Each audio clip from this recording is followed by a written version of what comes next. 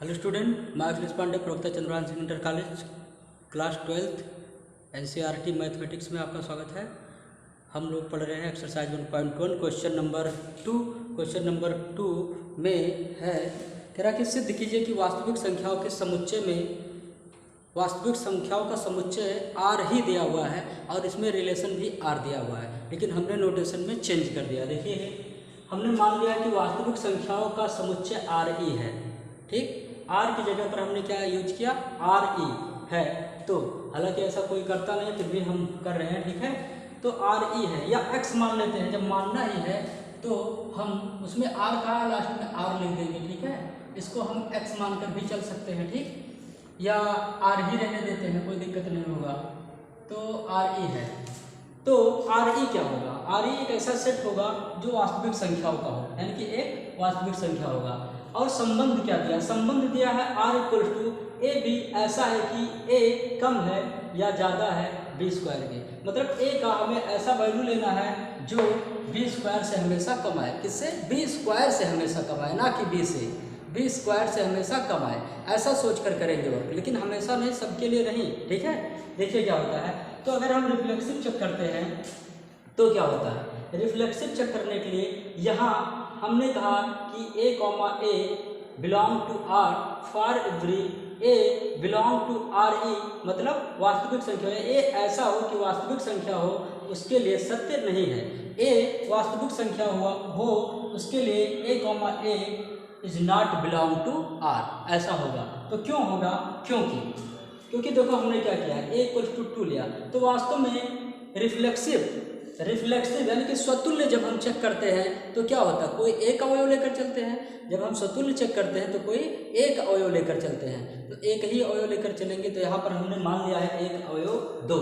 ठीक है, तो a बराबर 2, तो क्या होगा, तो 2 के लिए देखो यहाँ पर रखेंगे 2 आएगा, is less than or equal than 2 का स्क्वायर, या इसी को क्या कहेंगे 2, यानी कि 2 is less than or equal than 4। और ये सत्य है, क्या सत्य है, इसलिए 2 कम है 4 से। अब नीचे बराबर लगा हुआ उसको अभी भूल जाओ। तो 2 कम है 4 से। अगर 1 रख देते तो क्या होता, 1 का square 1 is less than or equal than 4। तो 1 के लिए इक्वल है और लेस देन के लिए मान होगा, यानी कि उसके लिए 1 के लिए क्या होगा, सत्य होगा। ठीक है, बराबर हो तो भी माना जाएगा, कम हो तो भी माना जाएगा। तो 1 के लिए ये सत्य हो जाएगा, 1 के लिए इक्वल है उसके लिए भी सत्य होगा। 2 के लिए क्या हुआ, 2 is less than or equal than 4, 2 is less than or equal than 4, सत्य हो गया कि नहीं हो गया, सत्य है। लेकिन फिर देखो क्या हो रहा है, a बराबर 1/3 मान लिए, a इक्वल टू 1/3 जब मान लिए और यहाँ रख रहे हैं तो देख रहे हैं चेक करने के लिए a इक्वल टू 1/3 रखेंगे और b के जगह पर भी वही रखना पड़ेगा, क्योंकि यहाँ a वही है ना, यहाँ a और a बिलोंग टू r निकालना है ना।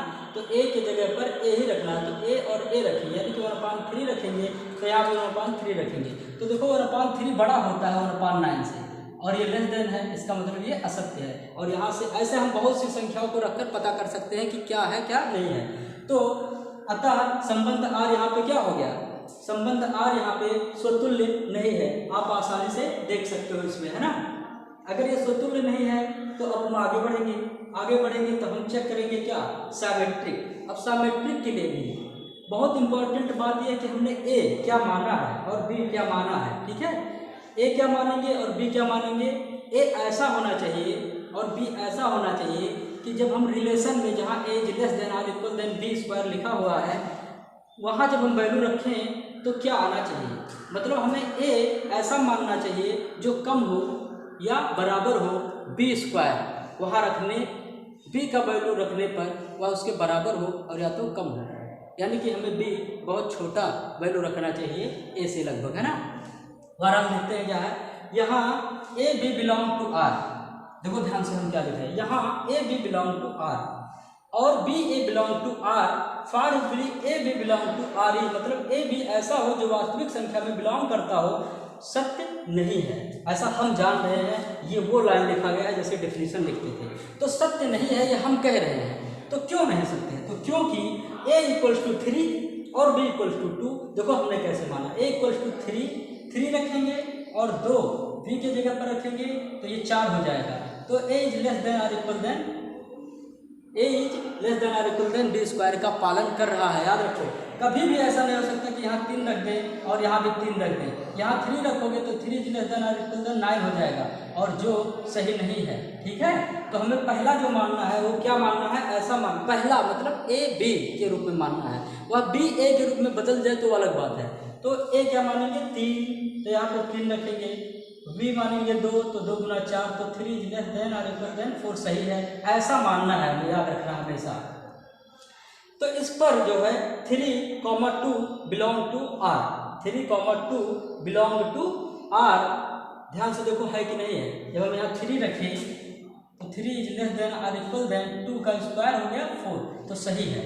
तो ये क्या हो गया, देखो यहाँ पर लिखे पर बिलोंग टू आर है, मतलब इतना बिलोंग कर रहा है आर में। आर क्या है, रिलेशन है, उसमें बिलोंग कर रहा है। लेकिन 2 कॉमा 3, अब यहाँ 2 रखो और 3 रखो, इज लेस देन और इक्वल देन 3 3 का 9।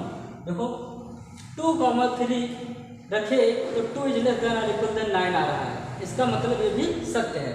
तो 3 और 2 के लिए ये क्या हो गया, सत्य हो गया। अभी तक तो सही है। अब अगर सही है, एक के लिए सही हो तो कोई जरूरी है सभी के लिए सही हो, एक आधा और चेक करना चाहिए। क्यों, पूर्णांकों के लिए नहीं हम चेक कर रहे हैं, बल्कि किसके लिए, आर ई वास्तविक संख्याओं का समुच्चय। हम भिन्न फ्रैक्शन भी रख सकते हैं। ठीक है, तो देखो क्या है, फिर a इक्वल्स टू 1 लेते हैं और b इक्वल्स टू 2, देखते हैं सही है कि नहीं है। तो 1 रखेंगे, ठीक है, लेस देन और इक्वल देन 2 रखेंगे तो क्या होगा, 4 हो जाएगा। तो 1 और 2 ले सकते हैं क्योंकि सही है। ठीक, तो 1 और 2 लेकर चलेंगे तो 1 और 2 रखेंगे।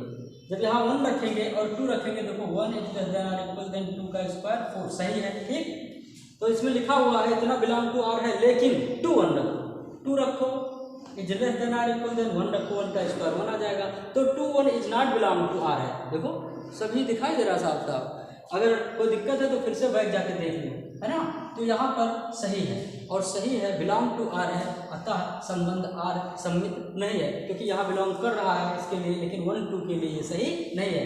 तो फॉर एवरी, इसीलिए लिखा for every real number A B belong to R के लिए सत्य होना चाहिए, मतलब प्रत्येक वास्तविक संख्या के लिए सत्य होना चाहिए। लेकिन ऐसा नहीं है, इसके लिए है, इसके लिए नहीं है, और भी होगा जिसके लिए नहीं होगा। तो pause video and note down.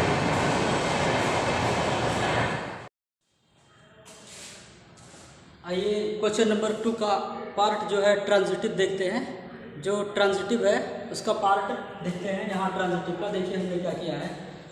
Condition क्या है, A is less than or equal then B square, तो B is less than or equal then C square, implies then A is less than or equal then C square. ये सही है, ये सही है। अगर ये भी सही हो जाए जिसके लिए, तब ट्रांजिटिव होता है। तो अभी तक तो हम लोगों को देखना है कि किस पर ये ट्रांजिटिव है, किस पर नहीं। अगर एक पर भी, अगर कोई भी ऐसा वैल्यू आ जाए जिस पर यह ट्रांजिटिव ना हो, तो तुरंत लिख देंगे कि ये ट्रांजिटिव नहीं है, सभी के लिए नहीं है, लिख देंगे। ठीक है, तो देखिए हमने ट्रांजिटिव के लिए यहाँ कंडीशन लिखा है, जो क्या कहते हैं डिफिनीशन से, A B belong to R हो और B C belong to R हो, implies then A C belong to R हो, तो वह ट्रांजिटिव होगा। लेकिन यहाँ A C does not belong to are.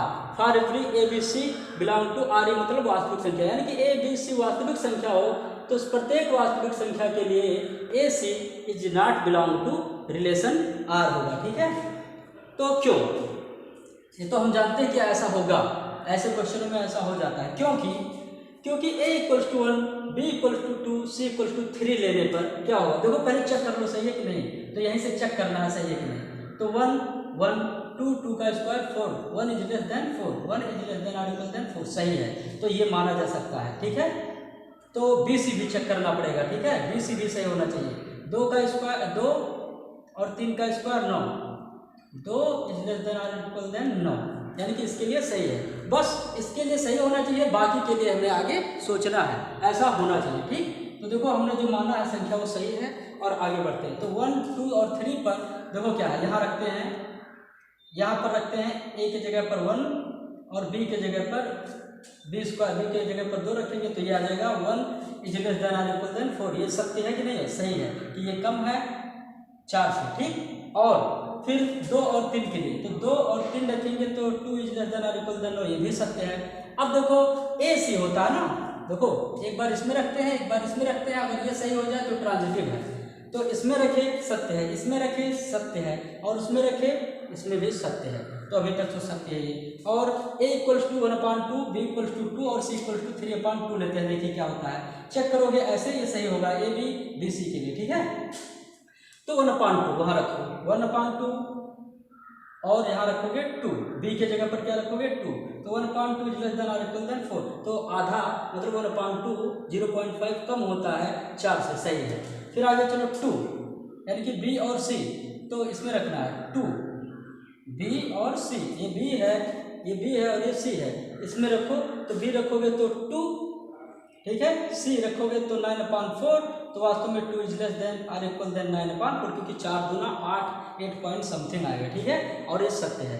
अब देखो ए सी क्या होगा, ए का वैल्यू 1/2 वहाँ रखना है, ठीक है, इसमें तो ए का वैल्यू 1/2 इज लेस देन और इक्वल देन 9/4, तो देखो 9/4 यानी कि सी की जगह पर क्या रखा गया 3/2 9/4, 4 दूना 8, 2 से ज़्यादा होता है, ये भी अभी सही है। तो ऐसा संख्या नहीं मिला, तो देखो हमने संख्या ढूंढा है और मिला है ऐसे ही। तो देखो a इक्वल्स टू 4 रख दो, a इक्वल्स टू 4 रख दो, b इक्वल्स टू 3 रख दो, तो क्या होगा 4 इज लेस देन और इक्वल देन 9, सही है, ठीक है।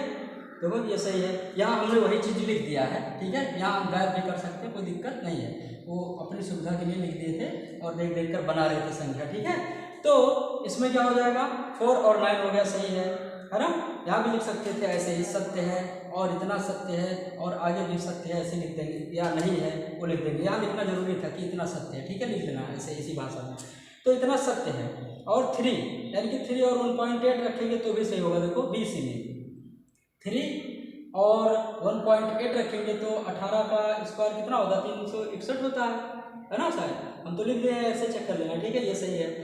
इम्प्लाइज देन 4 यानी कि ए और सी, तो ए का वैल्यू क्या 4 वहाँ रखेंगे तो 4 हो जाएगा, इज लेस देन और इक्वल देन, सी का वैल्यू क्या 1.8 रखेंगे, तो देखो 4 इज लेस देन और इक्वल देन 3.16, ये गलत है क्योंकि ये छोटा है ये बड़ा है, और ये कह रहा है कि ये छोटा है और ये बड़ा है, तो क्या है सत्य नहीं है। अब एक ही मिल गया कि सत्य नहीं है तो तुरंत लिख देंगे अतः संबंध आर, अतः संबंध आर, संबंध आर जो है प्रत्येक वास्तविक संख्याओं के लिए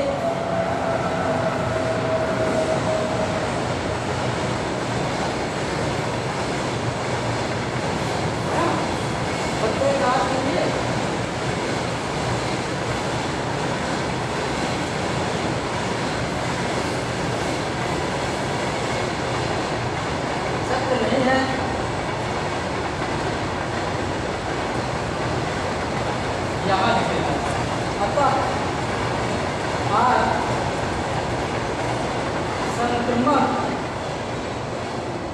नहीं है, आर संक्रमक नहीं है, ये इसका भाषा है।